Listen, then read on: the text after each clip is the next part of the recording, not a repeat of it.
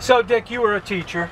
That was your livelihood. Yeah, that's what got me to Nantucket. Yeah, because that accent doesn't come from Nantucket, does it? That's Boston, Cambridge, and I never lost Now, it. do people in Cambridge still have that thick of an accent? You have one of the thickest Boston accents. I don't know. I assume so. But, yeah. I mean, I was brought up in, and our entertainment in those days was everybody. There was a drugstore in our neighborhood, and we would just stand on the corner and just kibitz back and forth with each other. Mostly guys. Some nice girls would be there, and and you'd be saying, oh, your mother wears army boots and that things kind like of talk, that kind of talk, and and then maybe a card game would break out or something like that. And then there was 2 or 3 guys who thought they were going to be the next act on Ed Sullivan, and they would go over to the other side of the corner and then start harmonizing in the still of the night. Really? They'd hit into that. So it was funny, but so all of us there talking, it was a talking world as opposed to today. My grandkids would just here, the 6 of them, and 5 of them from 4 to 13 could be in the same room and not a word is being spoken. I know. They're just all sitting there, and each of them have their device. And the 2-year-old is walking around learning how to talk. She's the only one talking. She come up, pop, pop, pop, pop, pop, little words like that there. But she's saying more than the other 5 together because they're all got the device. Yeah, I keep thinking about whether are we losing the human touch with a device, or is it the opposite? Sometimes I think a lot more can be said with less if you're texting more than you would say maybe if you had spoken all day. Oh yeah. You know what I'm saying? But it depends on what you say and who you say it to. But what I'm saying is I don't want to say I'm old-fashioned, but I still think you got to know how to walk up to somebody and saying, "Hey, Mr. Smith, I think we need to order 14 cases this week." I totally agree. Instead of 10, and have a reason instead of texting 14 cases needed, and the other text comes back, "No, we only need 12." And the other text goes back, 14 is better because we have the shelf space. And the other text comes back, and all of a sudden there's 9 texts that could have been done in a 2-minute conversation. So there's 2 sides of it, and what's the best side? I don't know. I'm certainly not. You have a lot more knowledge than I do on aspect. I have 6 grandkids. 5 of them certainly have more knowledge than me. Even the 4-year-old. He was leaving today, and my son says to me, my wife said, let's talk on the, what do you call it, on the phone, but with the video. I don't know the name. Oh yeah, like Skype or something, or something even like FaceTime. FaceTime. Yeah, that's the word I'm looking for. Yeah. But we'll FaceTime this weekend and talk when you get back. He's going to drive back to New York and get back tonight, so we'll FaceTime to Saturday or Sunday. And then my son says, well, Brady, he's the 4-year-old. Brady can FaceTime with you. He picks up, and I'm coming home from work, and he'll dial my number, and we'll talk on the way home from work. So you do that a lot with him? I mean, we back and forth. Yeah. But the 4-year-old can do it on his own, where I would need some help. Oh, okay. But what is that like for you? When it's you're cool. Talking? I mean, is that all right? Yeah, it's nice. Yeah, I see his face. He sees my face. Yeah. He shows me that he got a new fidget spinner, and he spins it for me. Oh, and right. Stuff like that there. Fidget spinner. Gosh. So yeah, that part's cool. As you say, some things in technology are cool, and that certainly is a cool. Well, what about education? Would you be a teacher again if you had to do it? I would have a hard time if I had I taught 35 years, and I was really planning to teach 35 years, and it just worked out that that was the right time to go. There was no need to stay on 36, 37, 38. 35.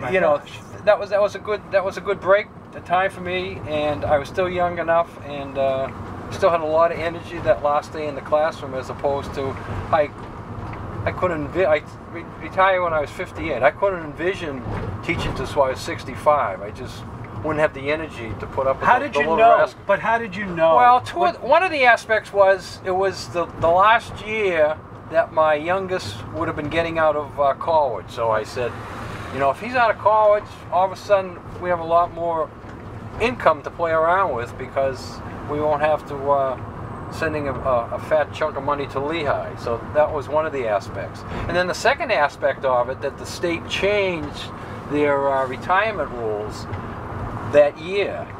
The retirement rules used to be based upon, up until 2000, used to be based upon a rule of 90, meaning you would get a full retirement if your years teaching and your age added up to 90.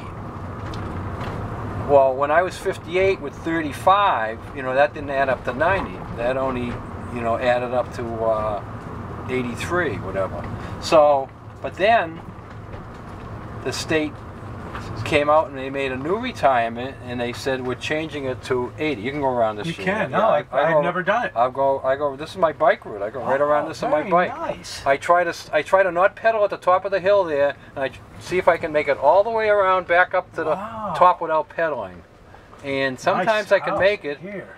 If I go too fast, though, I start skidding here because you get a real good push coming down. Did they paint that lawn, Dick? Is that painted to get it that green? Whoever bought this house has put a lot of money into it because last year at this time there was just a lot of bushes. Right. This guy put in a big lawn here. Yeah. Yeah, you don't cut that lawn. I don't cut that lawn. No. So anyway, we'll get to that. But so you just knew. I mean, 58, man. I'm 58. I mean, So, but I'm not anyways, ready to to finish that story, yeah. Then it was the rule of 80. Yeah. So now I had 83, my age and my years. So I could retire and get full retirement. Supposedly, they said you'd have to funnel it into 3 years, or you'd have to pay a big upfront payment on your retirement money. So that last year, I had to chunk in almost half my check into the retirement system to catch up for the 3 years. But it paid off because it gave me full retirement that July 1st when I got out. So that I consider myself lucky on that. And that continues. There's no stopping. There's no stopping that. That's do teachers have that kind of deals to this day? They could be changing. I've been out. You don't know. This would be my 17th year out now. Right. 17 years. That's... There could be a lot of no regrets things. About being retired? No. I'm still close. Doing the sports, I'm around the school. But the flip side of it is, I took a whack on Social Security. When I got out of high school, I didn't go to college right away, and I worked all the way through high school.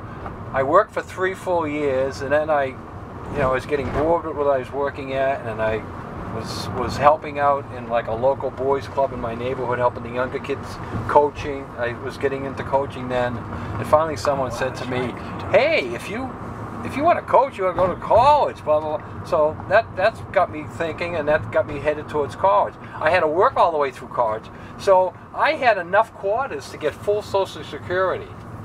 But our good friend Mr. Kennedy, Senator Kennedy, came along and wrote a bill in the 80s called the no double dipping bill, meaning that if you were getting a retirement like I am from the school department, then I could not get a full retirement from Social Security. Now they had a grandfather it in, so they grandfathered it in based upon the year 1985.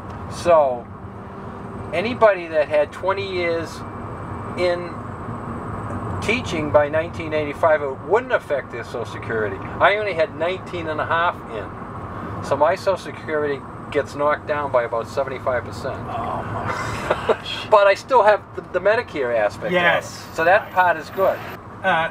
Being a teacher, and did you know that when you started college, did you go to college just to be a coach, or did you know you wanted to be a teacher? In the back of my mind, that's what I thought I'd be, a phys ed coach. Yeah. Because in those days, all the coaches were phys ed teachers. All my high school, it was sort of not exactly, but that's sort of was the feeling.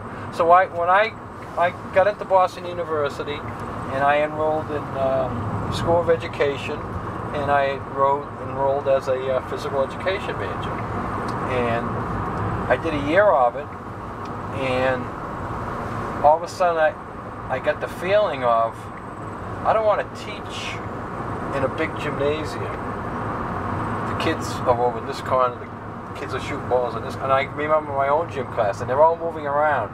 I would like to be in a classroom where they're all sort of in front of you and desk, and you can have eye contact with all of them. Mm-hmm. So I went and saw my professor there, the guidance dean in our department, and I said this and that, and he said, "Oh, you don't have to be a phys ed major to coach. You can be any type." So I switched over and I became a business education major, and did that. Well, I actually did phys ed for 2 years, and then I did business education. So when I graduated from Boston University, I had a business education major and a phys ed minor. When I started applying for jobs, Nantucket contacted me about the high school business education position, and I said, yeah, I'd be interested in it. But the person who had it at the time, her name was Julia Williams. She was an older lady, and she was going to retire, and then all of a sudden she changed her mind. She said, I'm going to teach one more year. So they called me back and they said that position is no longer opening, but there's a middle school math position open. Would you be interested in looking at that? And I said, sure. So I got the job as a middle school math teacher. Why did you want to come here, being from where you were from? I mean, it was a job offer. It was just a job. You were looking for anything? Okay, the second part of it was that the schools that I was looking at, like the Brooklines, the Newtons, and eventually the Cambridges. I didn't want to go to Cambridge right away. Those types of schools, the big suburban type schools, finally, you know, at Dedham, I think I was talking with the principal of Dedham, you know, interviewing for a job, and he said, you know, all the schools that you were applying to are only going to accept you with some experience. He said, we don't use, in those days, he said, we don't usually take first year teachers out to go into that. And so I said, well, how do I get experience if you don't take me? He said, you got to go to smaller schools. So I went back to the bulletin board, and I pulled off 10 names that I didn't know a thing about, and I said, these have to be pretty small places if I don't know about them. Pelham and Nantucket, and so that's how I got Nantucket.